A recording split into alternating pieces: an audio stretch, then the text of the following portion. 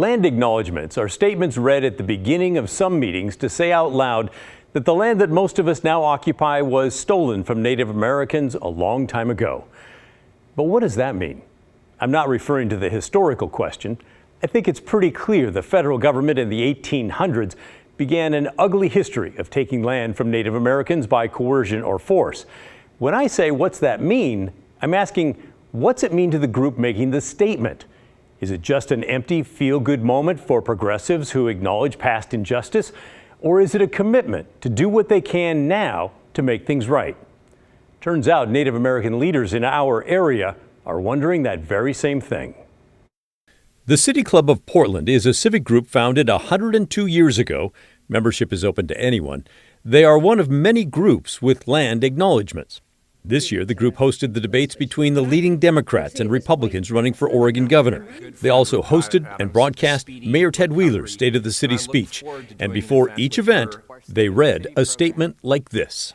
As we begin this program, we want to acknowledge the land we are on is native and was stolen from people who lived here for thousands of years.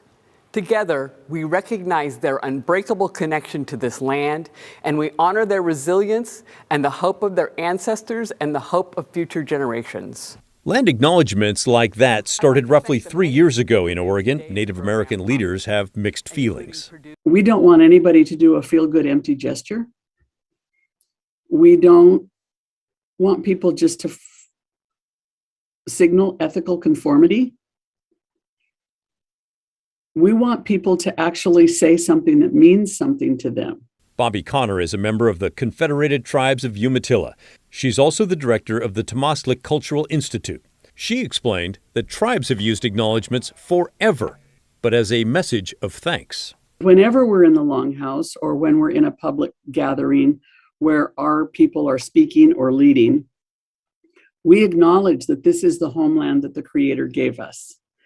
And we acknowledge that this land has sustained us, and we, with gratefulness and humbleness, appreciate what has been our endowment. In the last few years, she's had dozens of groups, including nonprofits, corporations, institutions, clubs, and others, all send her their statements to see if they are proper or offensive.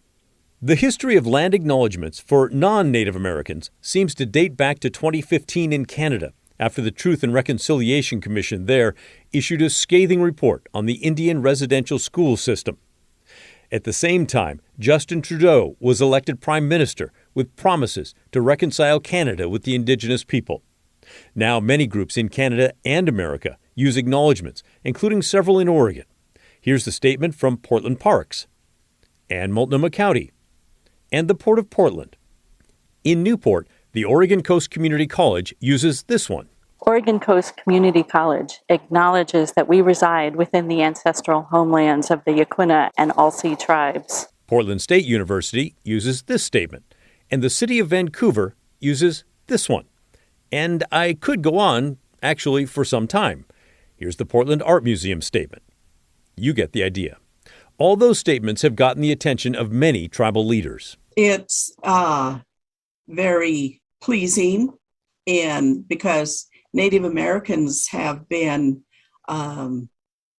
invisible from our history books, from the place that we live. And from that point of view, that's good, that land acknowledgments, there's some thought about, oh gosh, we weren't here for centuries. Cheryl Kennedy is chairwoman of the Confederated Tribes of Grand Ronde. When I first heard one of these before, I think the Portland City Club or somebody, my thought was, well, okay, so you're acknowledging it, but what are you going to do about it? I mean, it's not like they're giving the land back, right? So I wonder, does that cross your mind? You know, there's a movement that's called Take Back, and it's about recognizing not only Native Americans, but I think the United States citizens, many of them, not all of them, who understand, so what can we do? Recognizing that to give it all back is impractical. But I might say, tribal governments have a good way of handling things. we could do that. I mean, we could operate as a government, and as we have in our area here at Grand Ronde. But she knows getting the land back is not likely. Still, there are concrete steps being taken by some organizations.